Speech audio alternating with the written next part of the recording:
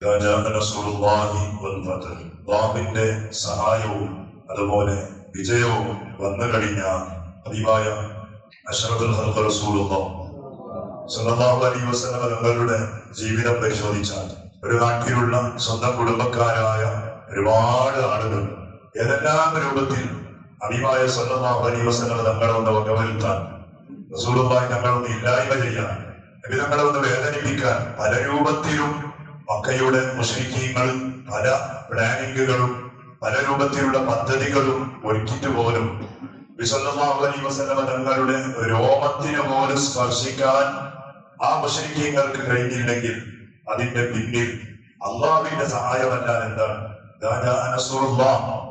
അള്ളാഹുവിന്റെ സഹായം. ഇത് നമുക്കറിയാം.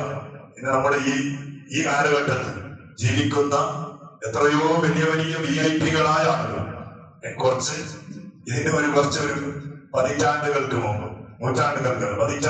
മുമ്പ് ജീവിച്ചു പോയ വലിയ വലിയ വലിയ ആളുകൾ, അവർക്ക് വേണ്ടതുപോലെ ബോഡി ഗാർഡുകൾ, ഫോഴ്സുകൾ, അവരെ സംരക്ഷിക്കാനുള്ള എല്ലാ സംവിധാനങ്ങളും അവരുടെ മുന്നിൽ ഉണ്ടായിരിക്കെ മരിച്ചുപോയ എത്ര ആളുകൾ.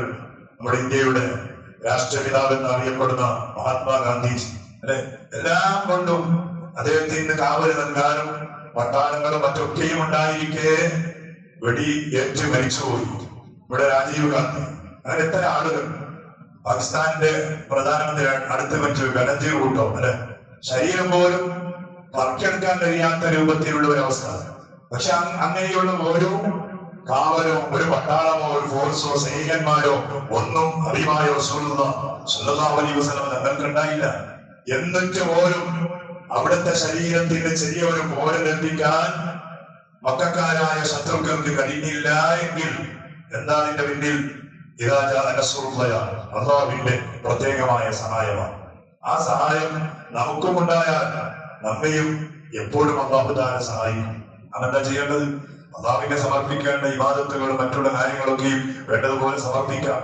അള്ളാഹു നിശ്ചിതമാക്കിയ കാര്യങ്ങൾ നമ്മുടെ ജീവിതത്തിൽ നാം വെടിഞ്ഞു നിൽക്കാം. പലിശ പാടില്ലെന്ന് പറഞ്ഞു. ആ പലിശയുമായി ബന്ധപ്പെട്ട് നമ്മുടെ ശരീരം എത്ര നമ്മൾ ഉഷാറാക്കിയാലും ഫിറ്റ്നസ് ചെയ്തുണ്ടാക്കിയാലും അള്ളാഹുവിന്റെ അതാവ് കടന്നു വരുമ്പോ നമ്മൾ നശിച്ചു പോകും. അള്ളാഹുവിന്റെ സഹായം കിട്ടൂല. ലോകത്തിന്റെ ഏറ്റവും വലിയ മുസീബത്ത് അതാണ്.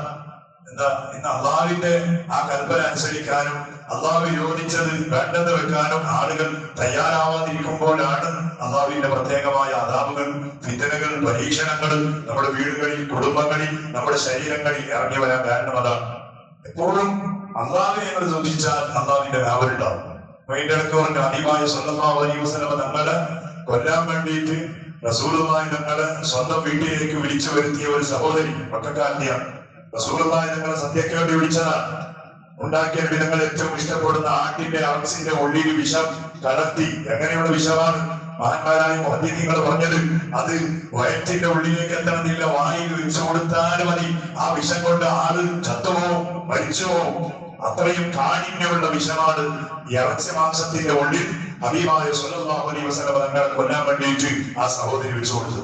ഇതായി ഹബീബായ സ്വല്ലല്ലാഹു അലൈഹി വസല്ലം തങ്ങളെ തിന്ന അവിടെ ആ ഭക്ഷണത്തിന്റെ മുന്നിൽ ഇരുന്നപ്പോ പ്ലേറ്റിൽ വെച്ചു കൊടുത്ത ആടിന്റെ മാംസം ഹബീബായ സ്വല്ലല്ലാഹു അലൈഹി വസല്ലം തങ്ങളോട് ഇങ്ങോട്ട് സംസാരിക്കാൻ, എന്റെ നിന്നുപോകരുത് നബിയെ, എന്റെ ഉള്ളിൽ നിങ്ങളെ കൊല്ലാൻ വേണ്ടി, നിങ്ങളെ ഇല്ലായ്മ ചെയ്യാൻ വേണ്ടിയിട്ട് ഈ പെണ്ണ് വിഷം കലർത്തിയിട്ടുണ്ട് നബിയെ.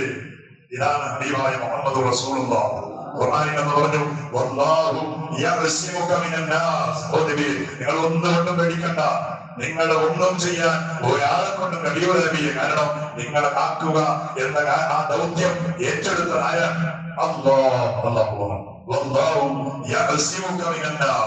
ആളുകളെ തൊട്ട് നിങ്ങളെ അല്ലാഹു കാക്കും എന്ന പരിശുദ്ധമായ ഖുർആൻ. അതാണ് ഹബീബായ സ്വല്ലല്ലാഹു അലൈഹി വസല്ലം തങ്ങള് ഇത്രയൊക്കെയും ശത്രുക്കൾ, ഇത്രയൊക്കെയും എല്ലാ രൂപത്തിലും സിഹറിന്റെ കാലമായിരുന്നു. സിഹർ ചെയ്തിട്ട് ആളുകളെ ഇല്ലായ്മ ചെയ്യുന്ന കാലം. ഒരു സിഹറിനും ഒരു ചതിക്കും ഒരു ശത്രുക്കൾക്കും ഹബീബായ തങ്ങളെ തൊട്ടു നോക്കാൻ കഴിയില്ല. അതാണ് മുത്ത് മുഹമ്മദ് മുസ്തഫ സ്വല്ലല്ലാഹു അലൈഹി വസല്ലം റഹ്മത്തുൽ ലിൽ ആലമീന. ആ ഹബീബായ തങ്ങൾ അവിടുത്തെ കണ്ണുകൊണ്ട് കാണാത്ത പ്രയാസങ്ങളുണ്ടോ? അവിടുത്തെ അനുയായികള്, അവിടുത്തെ വിശ്വസിച്ച സ്വഹാബികള് എന്തെല്ലാം കൊണ്ട് ആക്രമിച്ച മക്കൾക്ക് അല്ലെ കടുത്ത് മുറിച്ചെടുത്തത് ഹബീബായ തങ്ങൾ കണ്ടു. എന്തുകൊണ്ടാ? വെറും ലാ ഇലാഹ ഇല്ലല്ലാഹ് മുഹമ്മദുർ റസൂലുള്ളാഹ് എന്ന് വിശ്വസിച്ചതുകൊണ്ട്. ഒരുപാട് ആളുകൾ തൂക്കിലേറ്റ് വന്നു, ഒരുപാട് ആളുകളുടെ കയ്യും കാലും വെവ്വേറെയായി വലിച്ചെടുത്തു. ആനായ സയ്യിദുന ഹംസത്തുൽ ഖറാർ റളിയല്ലാഹു അൻഹു ഹബീബായ ഞങ്ങളുടെ ജീവിതത്തിൽ ഏറ്റവും അധികം കരഞ്ഞ ഒരു നിമിഷമായിരുന്നു അവിടുത്തെ അറാപ്പയായ ഹംസ റളിയല്ലാഹു അൻഹുവിന്റെ മയ്യത്ത് നോക്കി.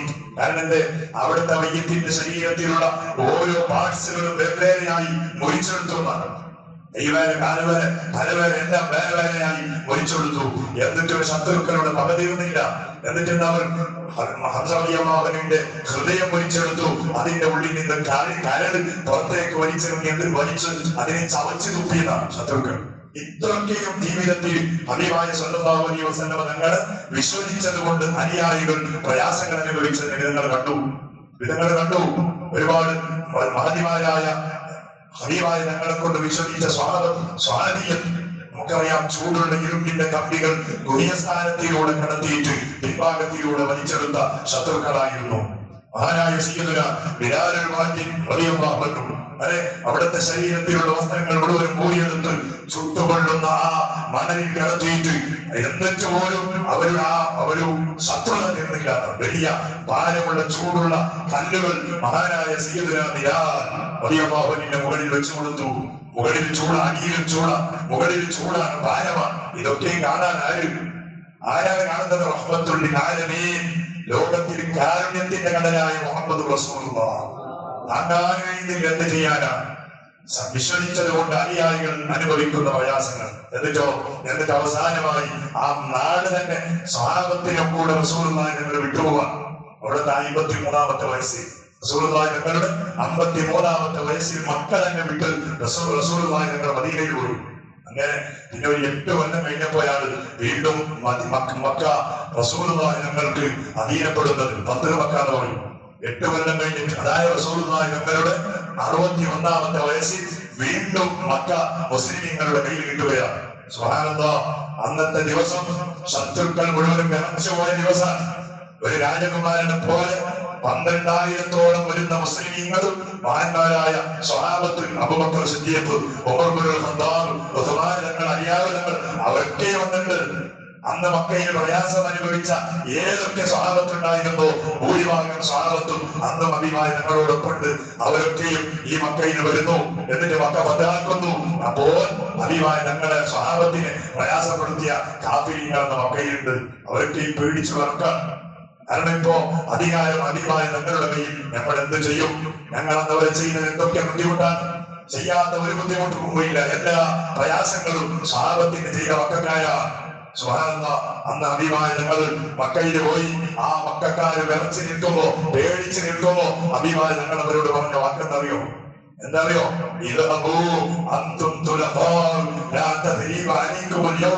ഓ മക്കക്കാരെ, പേടിക്കണ്ട. നിങ്ങൾ നമ്മളെ ബേജാറാക്കിയതുകൊണ്ട് നമ്മൾ നിങ്ങളെ ബേജാറാക്കൂല. നമ്മളെ കയ്യും കാലും നമ്മളെ പല രൂപത്തിൽ പ്രയാസപ്പെടുത്തിയ നിങ്ങൾ ആ രൂപത്തിൽ ഞങ്ങളെ പ്രയാസപ്പെടുത്തൂല. നിങ്ങൾ പോയി പൊക്കോ, നിങ്ങൾ പൊക്കോ, നിങ്ങൾ തുറക്കാണ്. ഞാൻ തുറക്കെന്ന് പറയുന്നത് നിങ്ങൾക്കിതാ, നിങ്ങളെ ഞങ്ങൾ ഫ്രീ ആയിട്ട് ഒഴിവാക്കിയിട്ടുണ്ട്. ഇന്ന് നിങ്ങൾക്ക് ഒരു തെറ്റുമില്ല, അതുകൊണ്ട് നിങ്ങൾ ഫ്രീഡമുള്ള ആളുകളാ, നിങ്ങൾ ജീവിച്ചോളൂ എന്ന് പറഞ്ഞു വിട്ട സയ്യിദുന മുഹമ്മദ് റസൂലുള്ളാഹ്. ആ ഞങ്ങളുടെ വാക്കിന്റെ മുന്നിൽ പതറിപ്പോകാത്ത ആളുകളാണ്. എന്നിട്ടാണ് അല്ലാഹു തആല പറയുന്നത്, ഇദാ ജാഅ നസ്റുല്ലാഹി വൽ ഫത്ഹ് വറഅയ്ത അന്നാസ യദ്ഖുലൂന ഫീ ദീനില്ലാഹി അഫ്വാജാ. അല്ലാഹുവിന്റെ ദീനിലേക്ക് ആളുകൾ കൂട്ടം കൂട്ടമായി കടന്നു വരാൻ തുടങ്ങിയ സമയമായിരുന്നു അത്. എന്റെ റസൂലുള്ളാഹി ഞങ്ങളുടെ സ്വഭാവമാണ്.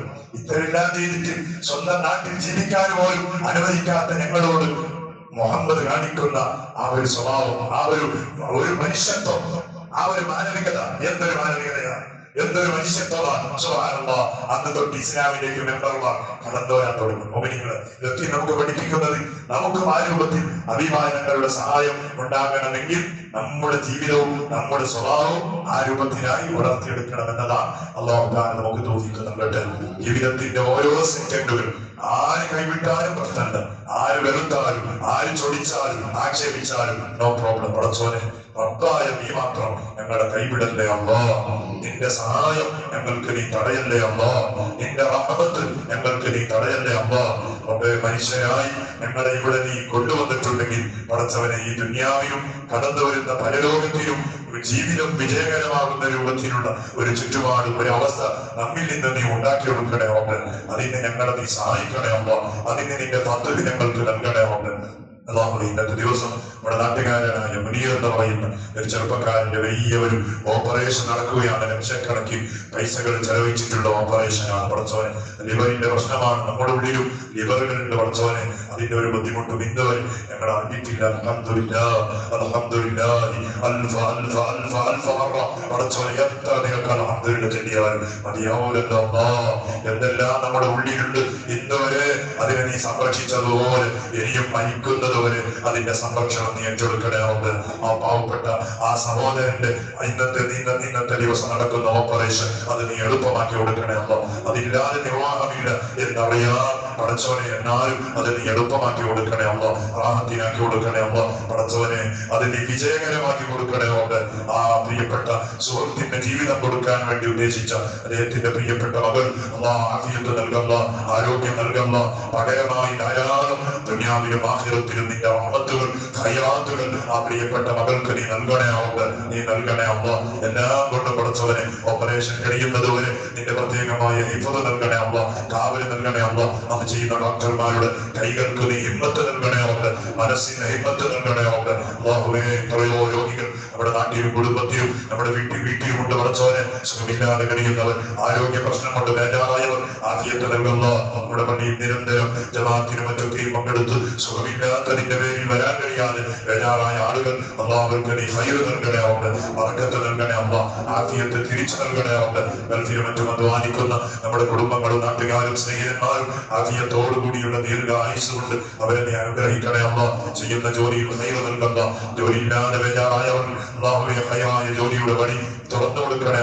നാട്ടുകാരായ ഞങ്ങൾ പല രൂപത്തിലും മഹീഷത്തിന്റെ വഴിയിൽ ബന്ധപ്പെടുന്നവരാണല്ലോ. വാഹനങ്ങളിൽ അധ്വാനിക്കുന്നവർ, കടലിൽ അധ്വാനിക്കുന്നവർ, ഭാരമുള്ള പണി ചെയ്ത് ജീവിക്കുന്ന ആളുകൾ, അല്ലാ എപ്പോഴും വാഹനങ്ങളിൽ മറ്റും പോയി പടച്ചവനെ കുടുംബ ജീവിതത്തിന് വേണ്ടിയിട്ട് കഷ്ടപ്പെടുന്ന ആളുകളുണ്ട്. പടച്ചവനെ, എല്ലാവർക്കും നിന്റെ ഹിഫ്ള് നൽകുന്നു, കാവല് നൽകുന്നു. ഒരു അപകടത്തിലും ആരെയും പെടുത്തല്ലേ.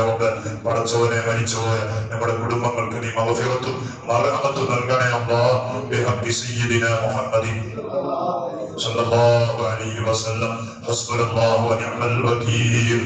نعم المولى ونعم النصير. حسبنا الله ونعم الوكيل. نعم المولى ونعم النصير. حسبنا الله ونعم الوكيل. نعم المولى ونعم النصير.